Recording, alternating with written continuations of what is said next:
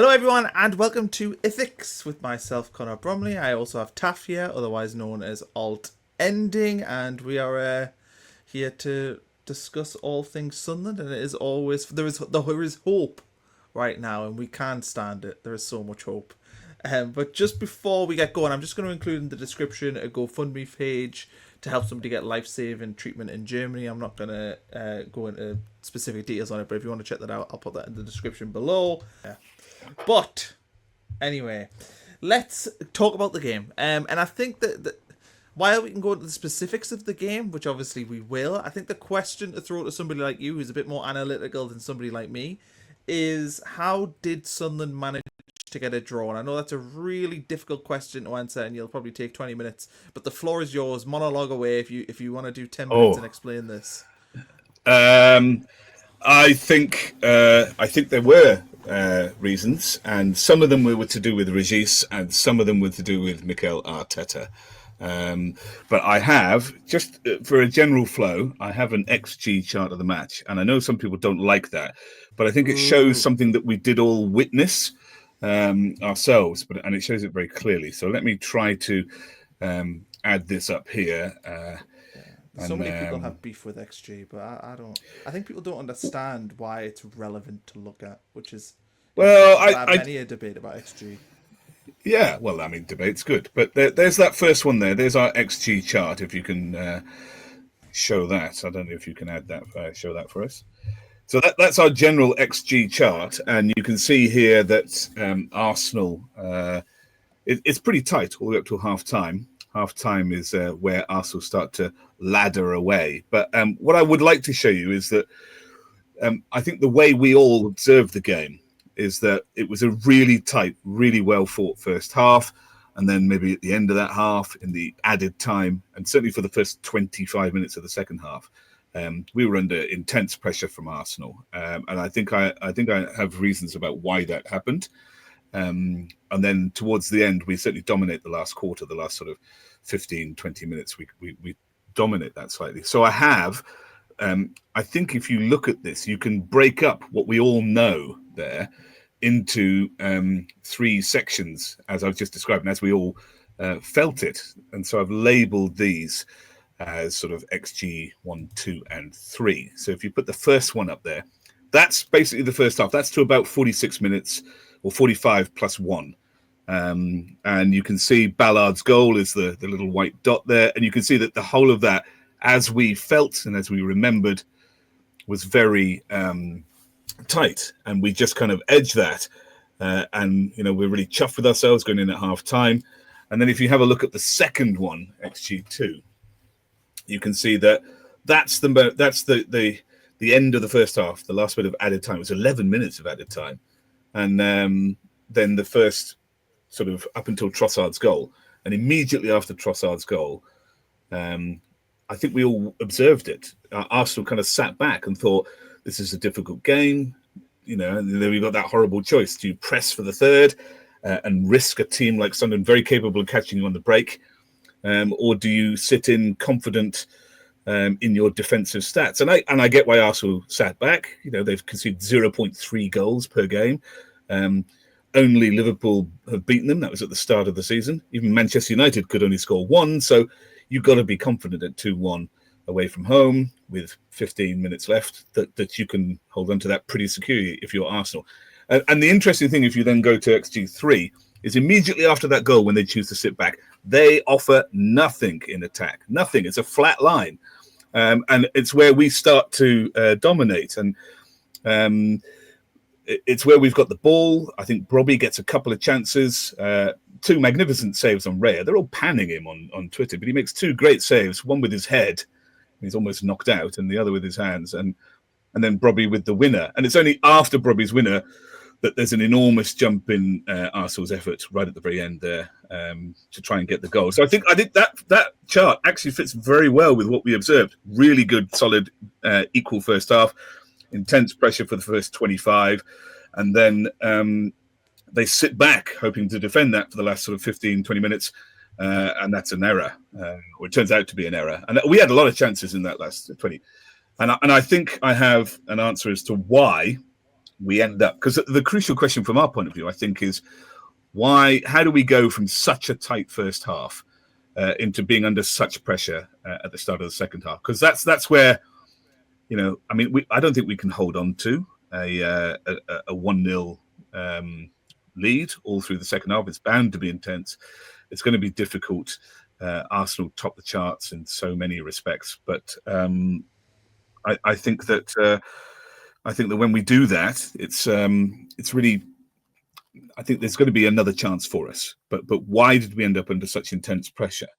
Around about the half-hour mark, there's a lengthy injury. Lefay clashes with somebody in the midfield. It's not Timber. I can't remember who he clashes with. He clashes with somebody in the midfield, and there's a lengthy delay there. And if you watch the full 90, I don't know if it's out yet, you will see that Arteta goes into an intense conversation with some of his players. And I don't know if you watch it, but I think in the first, where have I got? Yeah, in the first 11 minutes, Arteta consults a number of his assistants and tacticians 4 times on 4 separate occasions in those 11 minutes. He consults people. So he's clearly bothered by something in the way that we start. And on half an hour, whatever he comes to a decision at, he relays these instructions at that injury point to Zubimendi, Raya, and in particular, there's a really deep conversation with Trossard about how to play. And let me try to show you some other things. I don't know if I can explain them all fully because I think there's lots of things happening. But it really, it's that Sunderland are defending so immensely well. And he is clearly a bit frustrated by not being able to get anywhere. And I think this chart here, the Arsenal, that's not the one I want. It's a pass network. Yeah, I've neglected to put the pass lines on it. But all of those lines are enormously interconnected, and they're very, very thick when the pass lines are on them. But they're all in an arc and a curve around the box, and there's no passes going into the box. So that low block that we witnessed with 2 very close together lines defensively, we're just stifling Arsenal's ability to get into the box and have shots. And that's what Arteta is attempting to solve. And the way that he solves it is to try and use people to make later runs into the sort of inside channels, into the sort of 16-yard vertical lines, just inside there, what people traditionally call the half spaces. And so it's putting people into those lines to try and get a through ball onto people. And I've got some examples of this, but there are lots of them, particularly after that half-hour point. Now, you don't get to see it until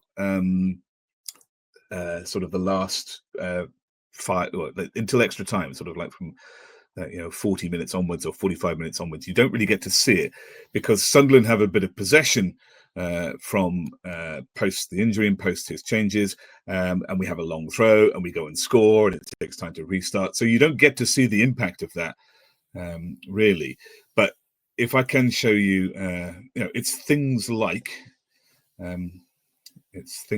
this. There were lots of them. Has that gone through there? Yeah, it's things like this. So we can't show you the footage, but there's lots of passing here. Trossard has the ball, and there's an overlapping run from, I think, Calafiori here, which is ignored, and it's ignored by our defenders as well. And then it goes back inside, I think, to Rice or Zubimendi, and he passes it through to Saka, who's come over from the right-hand side here to make an extra man and to make this space. And he actually goes through here and puts it wide of the right-hand post. So the person, that's Saka with the 7 eyes back, the person in front of him is Calafiori, who's made the overlapping run and been ignored. And the idea of Calafiori's run is to try and draw a gap from a defender, but Hume doesn't fall for it, neither does whoever, I can't remember who else is there, I think it's Siddiqui. But there is still this space. And so it's these half spaces and running into these half spaces that creates the chances. And when you watch the second half, there is a lot of them like that. And of course, Trossard's, what they thought was the winning goal. That goal comes from something similar. It comes from a Calafiori overlapping run. Siddiqui is momentarily worried that he's not being tracked. Just it only takes. I mean, it's a tremendous goal. It only takes like half a second or less of a stall, worrying about that guy out there, and Trossard is able to ram it into the top corner from quite some angle and distance. But and it didn't happen on that occasion. But it's that all the time, that overlapping run to try and drag a defender, and then also trying to put it into the middle if there's no cross or anything on, and then you would get a late runner. On Trossard's goal, he just takes the space and takes a shot. The runner isn't there yet. But that's the little change that Arteta is making, and that's what puts us under quite intense pressure. And frankly, they were so successful, and we saw such little of the ball. It's easy with hindsight to say I'm surprised after that goal they laid off, because that let us back into the game, frankly. But if you're Arsenal's fierce defence, you've got to imagine at 75 minutes, well, we don't lose from here. We never do. Even Man City only scored one against us. Even, Liverpool only scored one against them. Sunderland aren't going to score two. I mean, I can imagine them thinking that, but we did. Yeah. I think what's interesting, I want to obviously talk about Sunderland's goals, but I think our defensive work is something that is maybe being very underrated, because I think there's an argument to say that we are defensively probably one of the best teams in the Premier League right now, just in terms of our structure. The fact that we managed to prevent opposition teams getting through the middle of the pitch, we are fantastic at that. I mean, I watched on Sunday the Leeds game, I watched the Newcastle game as well, and Leeds, who are comparable to us because they're a newly promoted team, and I know that I talk about no, they're quite a bit. They're not comparable. They're 24 points ahead of us, or maybe only 16 right now. So yeah, true. But Leeds are comparable in the sense, obviously, that they've came up, but they are defensively like a shambles, considering they've invested so much in their midfield and defence, and conceding goals left, right, and centre. And then you watch Sunderland. In Sunderland, fair enough, Arsenal, I mean, the two goals are scored. One's a mistake from our end. I'm not willing to blame Lefebvre. I think that there's as much to blame on the pass to him and the lack of options that he has. I mean, maybe we can just thump it out for a throw in, but that's not really what we do. In the second goal, I just think it's an amazing goal. I'm unwilling to blame anyone for that. I think there's nothing you can do about somebody hitting the perfect shot. Yeah, it's just a really good goal. But fundamentally, Arsenal did very little. I mean, even, we talk about them being set-piece monsters. Who were the team that was the set-piece monsters in this game? Because it wasn't them, it was us. We bullied them when it came to balls in the box. So I think that we are definitely going under the radar about how actually good we are as a defensive unit. I've never seen a Sunderland team this good at defending. No, neither have I. It was incredibly well disciplined. I thought Hume, you said it last week, but I'm going to say it this week. I thought that was Hume's best game. I thought he was outstanding. It is unfortunately Siddiqui who, that fraction of a second, gives Trossard the space for what is a wonderful strike. But Hume never put a foot wrong, never gave him an inch, never lunged in. I don't think he gave a foul away that I can recall. I thought Hume was outstanding in his defensive duties there. And then you look at him going forward. He puts some terrific balls in from the right and from the inside, midfield. And his is what they like to call the second assist these days, isn't it? He puts the ball in for Ballard through to Bromley. Defensively, they were really very solid. But Hume in particular, I thought, had his best game. But it's every week you can pick somebody who's amazing. I'm going to let Lefebvre go as well, because he is one of our most creative players on the ball.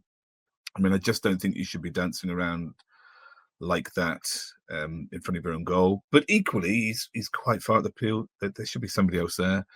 But I mean, he knows he's done wrong. I do think. Do you know though? If you look at that overhead camera, the really high one, yeah, he gets the ball. Like, A, should he be getting it passed in there? But B, when Rice is so clearly heavy pressing him, in my opinion, one of our players needs to show for him. Or, I mean, I don't. Maybe somebody did shout, or somebody needs to shout him. Do you know what? Just hook it as far as you can up the other side of the pitch. Like Well, for me, that I yeah. think that he's been given a bit of a hospital pass, and then nobody has came to help him. So I have sympathy. Look, I mean, it's still an error on his part. He shouldn't. He Yeah. should have the know how when Declan Rice, who's one of the best pressing midfielders, is pressing you. Just get rid of it. But the Yeah. fact is, nobody showed for him. What was he meant to do? Yeah, it's. I mean, Hertrauda had a similar near-death experience in the game, didn't he? And yeah, I, did you all see that happen in slow motion? And I thought that it was strange, like you, that when he was clearly struggling on the ball to stop Declan Rice, that, or or when he's turning and there's nowhere to go, it did seem like the two centre halves could have, made movement towards him or shown from him a bit more to help, and they didn't. And I think the expectation is probably just pass it back to the keeper, man. But it's easy to say when you're in the fury of the moment and big Declan Rice is swinging his legs all around. It's much more difficult, I imagine, than simply to pass it back to the keeper. So look, it's unfortunate, but yeah, I mean, he should. But there were other instances, I Well, think, he did like I one in say, the first Hertrauda. half.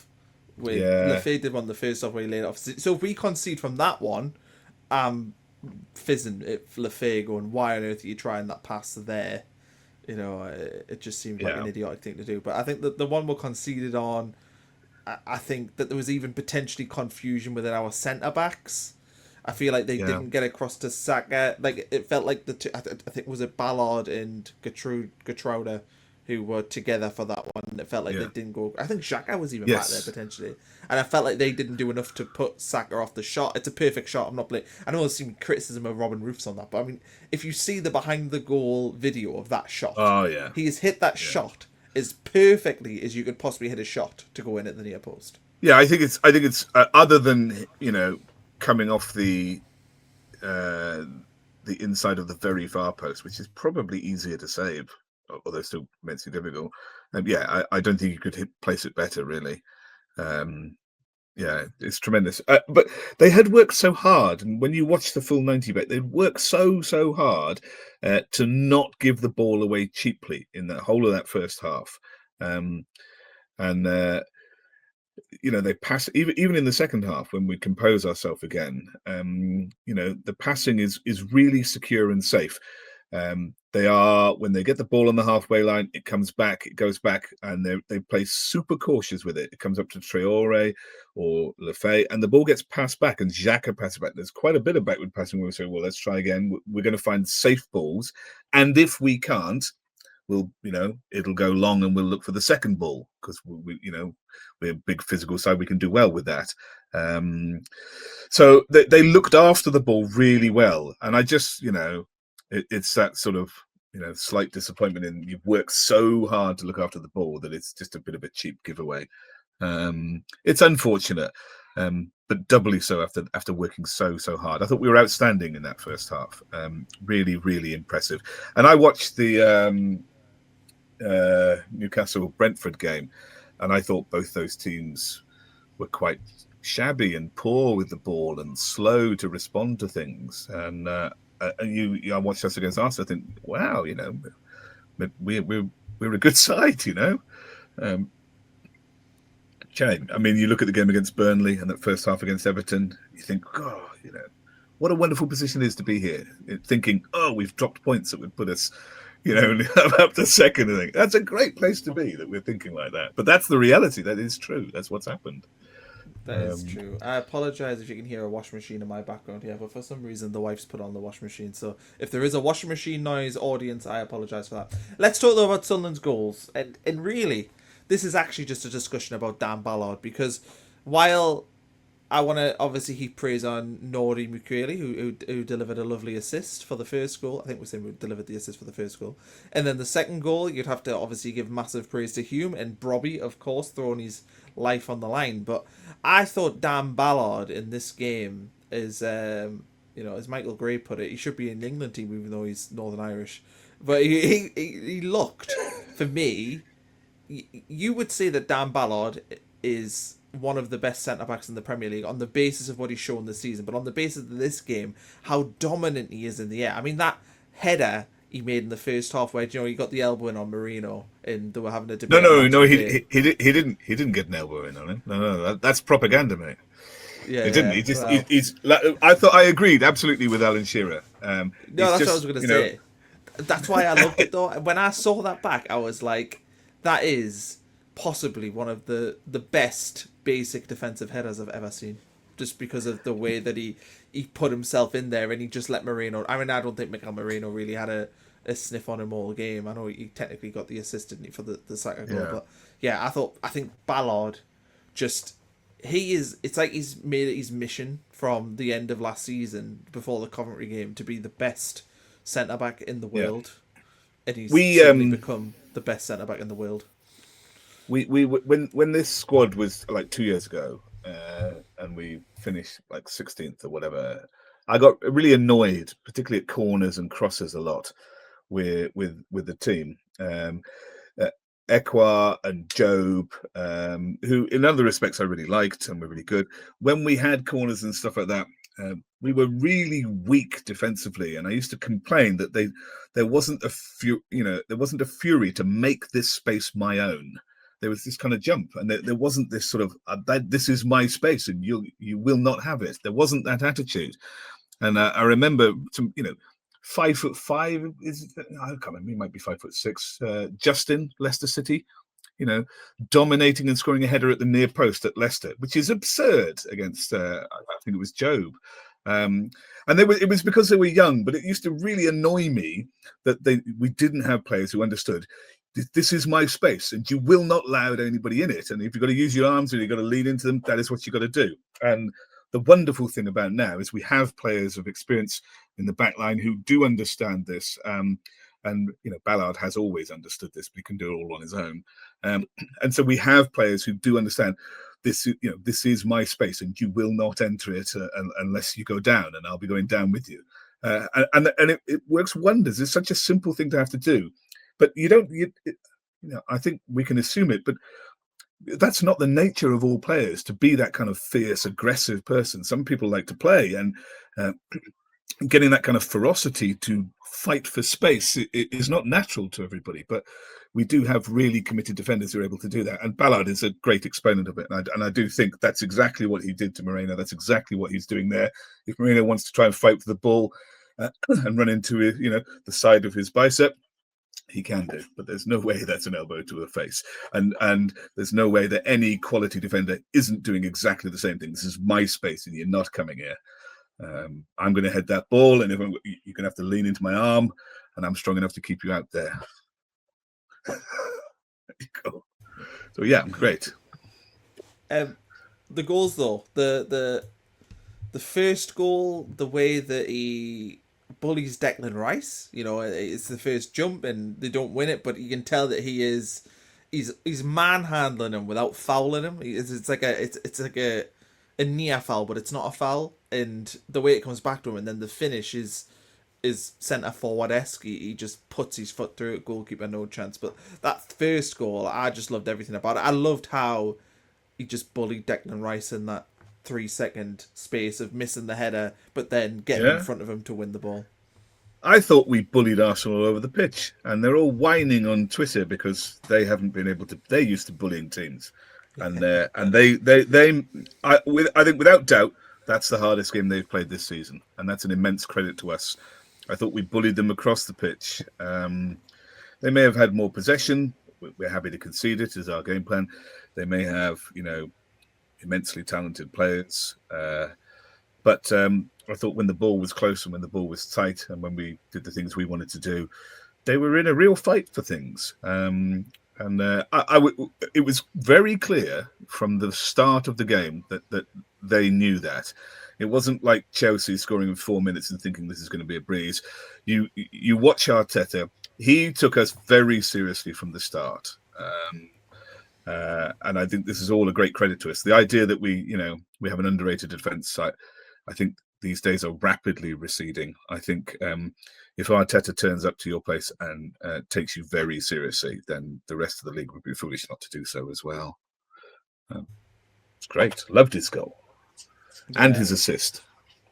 Yeah, well, the second, our equaliser, I thought that if Brian Brobby is going to be able to bully Gabriel and Saliba in the way he did for 25 minutes, what a player, what a find that is. And look, it's took him a while to get up to speed, but that goal, I loved everything about that goal because it showed desire, hunger. Put the picture up.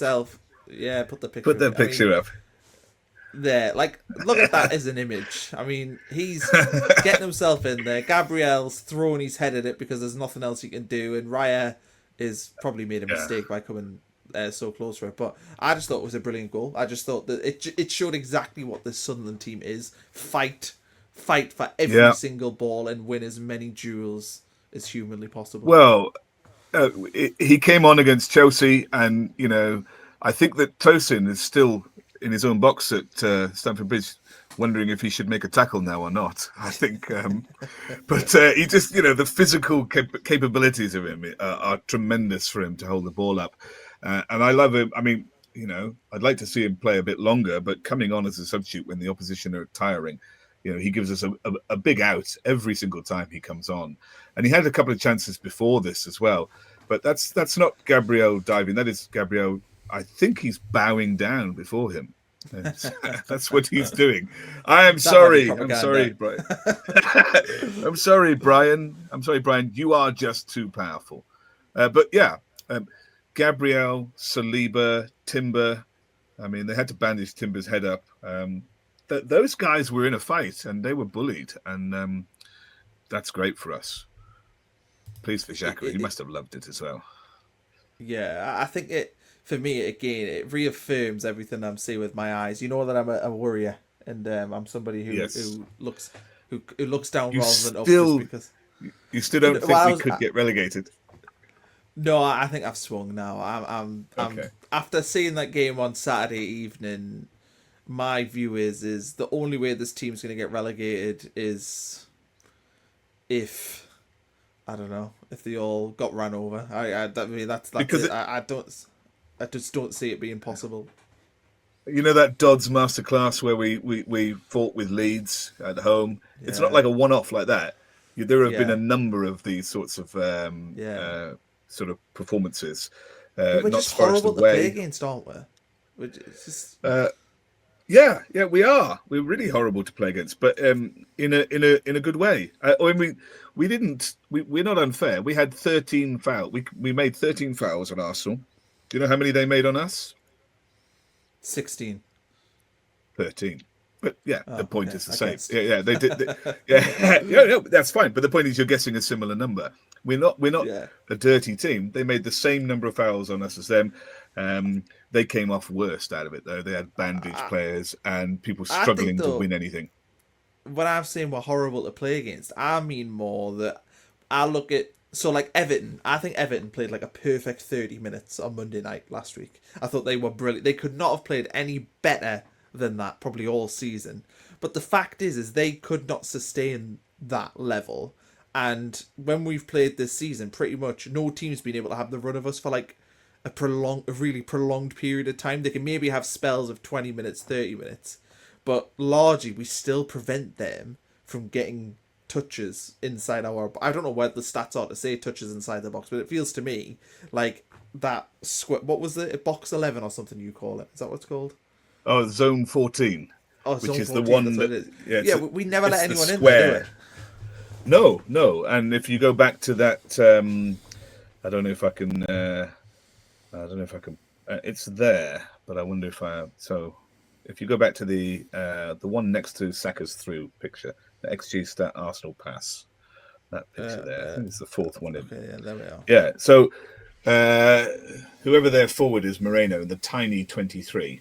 If you were to draw a square box or an oblong box around the penalty D that encompassed him and encompassed the whole of the penalty D, that is zone 14. That is the most productive place for the ball to be played into in the entire game. And because most goals and most assists will come through there, or the most, the best chance will come through there. And he receives almost no ball. I wish I'd done this with the pass networks, but all of the lines, I might try and get it when you talk. All of the lines are around that. And there's just nothing allowed to go in there. That's where Xhaka and Siddiqui sit They're right next to Moreno there. And Xhaka and Siddiqui on the defensive stats are the two most impressive individuals out of that game at the weekend, because they are stopping everything getting into the back line of Mukiele and Ballard in terms of ball on the floor. And those two, will beat ball in the air all the time. So you have that parallel line of Siddiqui and Xhaka in front of Mukiele and Ballard, and nothing's getting through it. Nothing gets to zone 14. Nothing gets into the box that way. Sure, and this is what Arteta decided. I can't do anything. And shooting through that morass is difficult. But what I can do is if they're really tight there, they're filtering us down the sides, they're making us cross, but Mukiele and Ballard are dominant in the air. Where I can find space are in those half spaces between the 6-yard box and the 16-yard box, in those vertical half spaces. And that's what he tried to do, particularly on the left-hand side, to try and create numbers and openings. They found a lot of success there in the second 25. Fortunately, even if we talk about it, I don't think that plenty of other managers are capable of drilling their team like that. And even if they do see it, I don't think that they have the capacity of player, and I don't think they have the time to train that. You've got to be really skillful. You have to understand those things and be really flexible. And I think a lot of teams, I can't imagine the Sean Dyche team being able to make that kind of tactical change. Even if you could see it, they wouldn't be able to play that way because they're so heavily drilled into, a sort of defensive mindset. I don't think Nuno Santos teams can play like that either, and I don't think they're capable of making that switch. So, it looks really good because we're really quite solid there. And if Arteta finds a way to dominate us there, well, fine. I don't think there's going to be many capable of that. But it's a problem for Ridgies to solve, but a small one. They're going to be there. Things are going to be fluid over the season and things will change. But he's more than capable, I'm sure. Yeah. In terms of other stuff to talk about from the game, I think it's worth mentioning the atmosphere and the crowd and the role that they're playing, because I think I saw Eze talk about this after the game, talk about how difficult an environment it is to play in. You hear a lot of pundits. I watched a Talk Sport video before because it had the word Sunderland in, and I'm just a mug for any content around Sunderland at the minute. But yeah, I watched a Talk Sport video before, and they were talking about how it's the best atmosphere in the Premier League. It's ferocious. Everyone's linked. There's a big unity there, and it's very interesting to me now that we are getting recognition for this. But even the limbs from when we score goals, they always go viral because everyone's going so bananas. Obviously, it looks good, but I think we are getting a reputation as a club now, a very good one, for the passion of the support, the loudness of the support, how connected everyone is, and building up that. You can't do it in a non-organic way, and we have built in a very organic way a way in which fans, coaches, players, the club generally are all interlinked and singing to the same hymn sheet. And that's why at the weekend, when we score and get the draw and it's 2-2 and everyone at the end of the game is treating it as a win, it's because we feel like as a fan base and as a club, we've all earned it together. It's not the necessary, obviously the players on the pitch and the manager are doing all the stuff, but we feel like we're playing a big part. And I think that's significant because that doesn't happen easy. It reminds me a little bit, if I was to compare it to any club in sort of my lifetime, it reminds me a little bit of like Stoke at the Britannia when they first got promoted to the Premier League, that sort of thing. Where it's just, it feels like a difficult place to go. But I think we're obviously miles better than that lot.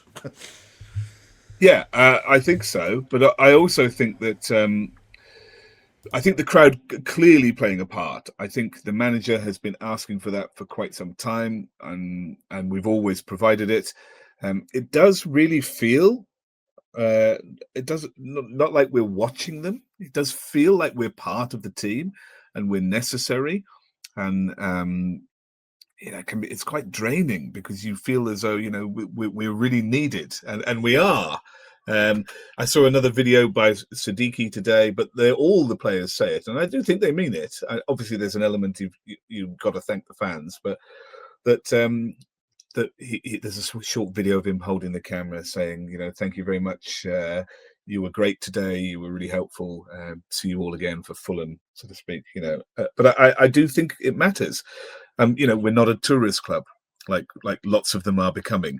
So you don't get the first 5 rows of starstruck visitors taking film and video all the time. That's the we're not a tourist club. Lord, may we never turn into one. But everybody there is a Sunderland fan of some age. Clearly people haven't been going back in League One are back again, but these are not new people who are turning up. They're old people returning, and they all it means something to them. I don't live in the northeast anymore. The rest of my family do, but I don't. But I'm always at pains to wear my Sunderland stuff and show people that that I'm from Sunderland because that's where I grew up, and I'm very proud of that. And I know that we're a very different part of the world, and that's how I think the crowd feel. There is immense pride in the team at the minute, and we most definitely play our part. But my God, that atmosphere is draining. It really is draining in a great way. But, Yeah. You do head and kick every ball. Siddiqui and Xhaka are both on 4 yellow cards. I just wanted to touch on this because they've got till the 19th game, which is a while he was on away, 4 yellow cards going into this game.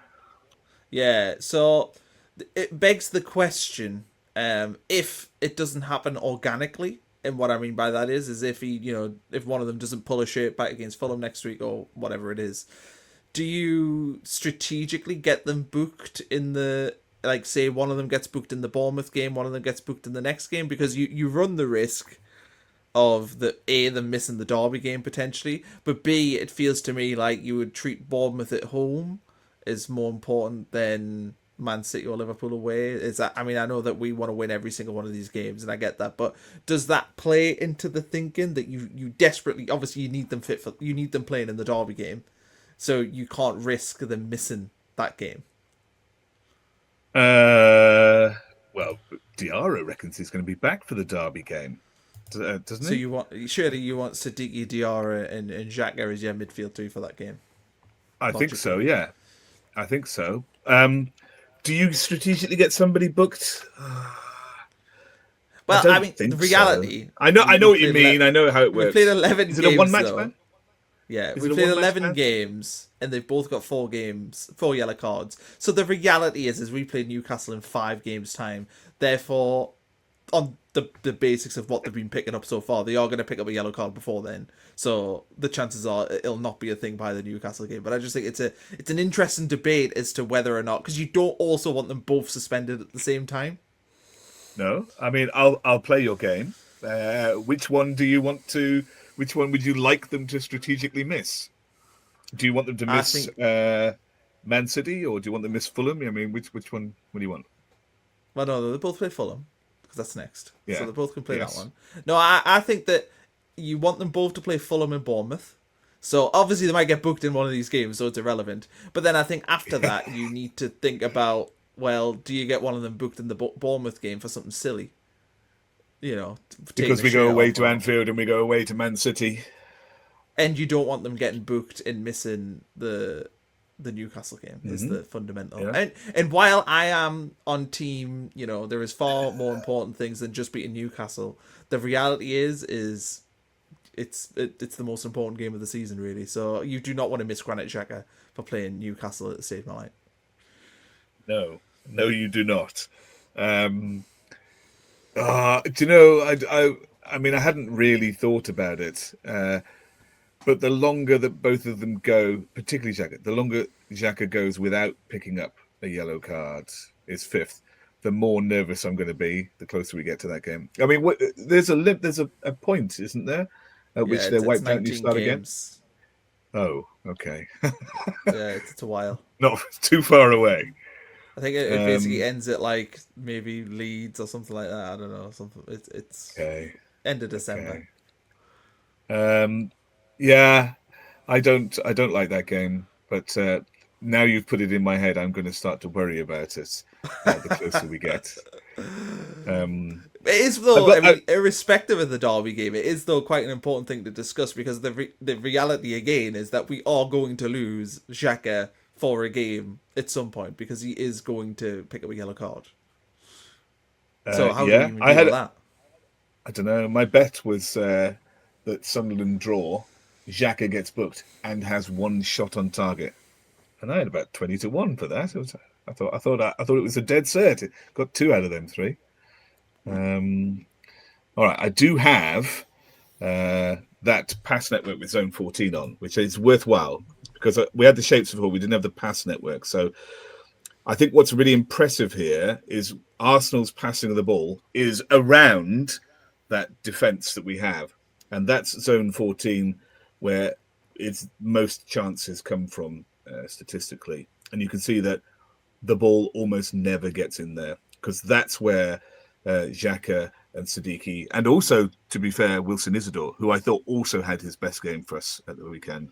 That's where they, sit to prevent the ball even getting played through into the box for Ballard and Mukiele to have to deal with, or whoever, Alderete, Hertrauda. We've got so many good ones there now. So I think that image really shows how defensively well we were set up. Zone 14 is never under threat with Siddiqui and Xhaka there, and Arsenal are forced to go around us. And you can see either side of that yellow box are the half spaces where Arteta, after half an hour, decides that's where we're going to find space into the box, and they do. So it's not where their goal comes from, but if you watch the game, you'll find a number of chances going through there. I just thought that was really interesting because you brought up the defensive solidity. I think that's a really impressive visual. I think that shows how good we are set back there, and if we can do that against every team, we're going to have no trouble. Well, hopefully that's the case. Suppose to round off, my question to you is when I'm sat on my couch on a Sunday afternoon, what area of the league table should I be worrying about now? So, for example, we talked about this with the Wolves-Burnley game like 2 or 3 weeks ago, and I was like, "Oh, I'm watching Wolves-Burnley because I'm more." I said no. Yeah. You I said no I was. then. I'd be so watching.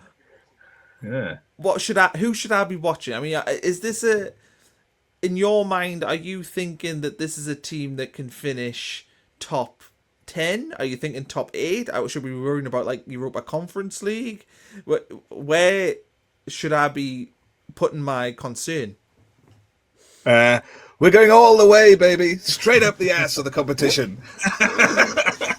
I don't know if you read the rumour mill today, which has started exceptionally early for the January transfer window. The absurdity of the rumour mill said we're spending 80 million signing Fer Lopez today, from Barcelona. I mean, He's it's just just signed an a new absurd contract. story. Yeah, it's an absurd story, but we're going to have to deal with that for months and months now, because KLD said if we're in a position to, we have the capacity to if it looks like it, we have the capacity to go for top 10. I personally, like a couple of weeks ago, I'm not looking at Leeds games or Burnley games. I am watching now Fulham and Everton games. Because I'm looking at places like 15th and 14th, 13th. That's what I'm looking at to see what are the opposition teams like. And, if we can keep things up, if we can get through, difficult period, if we get 4 points off Bournemouth and Fulham, that would be great. We're not going to get much more after that, but we'd be on 23 points then. And let's imagine we get nothing out of City and Liverpool. We'll be on 23 points after 15 games. That would be great. So I just, that's what I'm looking at. I'm not imagining that we stay in the top 4 or the top 5 or even the top 8. But I'm looking at Brentford, Everton, Fulham. I'm looking at those teams and saying, how are they playing? How are their results going? Because I'm now thinking, those are teams we could finish above, and that puts us, sort of 13th or 14th. That's where I'm looking at. Those are the games I'm watching. Is it? And if we keep doing well, maybe I'll start watching Palace. Maybe I'll start watching Brighton after that. You never know. I was going to say, is there a reason why though? So, for me, I think what you're saying is basically you're looking at the bottom end of the league, because I think Fulham are a crap team. I think Everton are okay. Yeah, I'm coming. So I'm coming to that conclusion. You're looking though at the sort of lower end teams still. So what I'm saying is, at what point do we as a club just begin to get loftier in the thought that, well, do you know what is it that would make Sunderland not a contender to finish in the top 8 this season? Like, why can't Sunderland finish in the top 8? That is a very good question, because the Mags are in awful form. What have we got down there? Leeds, Burnley, Fulham, Newcastle. I think we're a better team than Everton. I think we're a better team than Brentford. And that puts us up to 11th. And then you have to look at Bournemouth, Palace and Brighton. And maybe we can say, well, are we competitive with them? Because if you are, you're in 9th place. And above that, you've got Liverpool, Man City, Man United, Villa, Spurs. I mean, I think that's where Sunderland, should be competing. Whether we're capable of doing that this year, I don't know. But you ask a very good question, and I'm a bit perturbed. Normally, I feel like I'm more positive than you are, but you're telling me to look up. So, well, I think it's more looking for confirmation of, because I think the thing that I struggle. I say we, but I'm going to say I struggle with the idea that Sunderland are better than I ever would have dreamt them being, and I think this is the thing. It's almost like you're just waiting for the bubble to burst in a way, and like that's what I'm kind of struggling with mentally, because what I'm seeing with my eyes is a team that I think is a top. Right, this what we've seen this season. We are a top 8 team in the Premier League. That's what I've seen with my eyes, but I refuse to allow myself to get carried away, even though. Well, you have to be very careful, because top 8 might get you into Europe this year. There are 4 teams in the Champions League, and we're already, because they're doing so well and picking up so many victories, we are already guaranteed a 5th spot in the Champions League, which means that 6th will go to the Europa League, and 7th will go to the Conference. The other spot in the Europa and Conference goes to the FA Cup and the League Cup winners. But if any team in the top 7 wins that, then we go down to 8th for a spot there. Don't we only get one Conference League place? Sorry, it is only one conference. So yeah, 5 in the Champions League. I mean, this is an absurd conversation. 5 in the Champions League. So 1 Europa League Premier League finish, 1 Europa League FA Cup winner, Conference League's the Carabao Cup. Is that correct? That's right. Conference League's Carabao Cup. So that would take it down to 6th. But if any of those teams are already in the top 6, then it goes down a place in the league. And you never know. There's also bonus places for any of those teams that win those things, which the English teams have a very good chance of doing. So who knows? So obviously, it's not. If Palace finished 7th and won the Conference League, and Villa finished 6th and won the Europa League, then we would end up with extra European places, and then say. If something crazy happens where the Champions League... Those are very plausible outcomes. Yeah. Those are very plausible outcomes. I mean, it's absurd to be talking that. Those are very plausible outcomes. Look, I'm disappointed. I'm less optimistic than you. I'm still watching Brentford and Everton and Fulham play football. Although I do agree with you. I think Fulham are dead now. Maybe in a couple of weeks. Well, I couldn't work them out a couple of weeks ago. I think they are a poor side. But dead? So the Wolves are dead. I'm just excited. I'm excited. I still haven't come down from that draw. I'm still very excited. So I might be exaggerating everything. But there's no reason why we can't, if things go well and continue. There's no reason why we can't be watching the results of Brighton, Palace, and Bournemouth. And that puts you aiming at 9th, which would be amazing. It would. It would be. That's a perfect way to end off the show, I think. Okay. With the thought of Sunderland finishing 9th. So there we go. We'll be back with propaganda later in the week, which we're going to record immediately after this. But for you, it'll come later in the week. And thanks everyone for watching. Please like, subscribe, comment, all that good stuff. Let us know what you're thinking about everything we have discussed. And we'll catch you. We're going to do a video on the former players and loan players. I think we're going to do that this week as well, so that'll probably come out at some point. Instead of previewing Fulham, which is a long way off, we're going to catch up with our loan players and ex-players. Yeah, and then we'll do a Fulham preview next week. We probably won't do. Obviously, we'll not have a match review show to do, and I don't know how much propaganda there would necessarily be without a game. So we'll probably just do it. Yeah, preview next week. I'm gonna guess. Actually, I tell you what would be fun, and I'm putting you on the spot here, but maybe if we did like almost like a state of the nation. You know, maybe like we look at the Premier League generally and sort of pick out, maybe do 1 to 20s, something like that.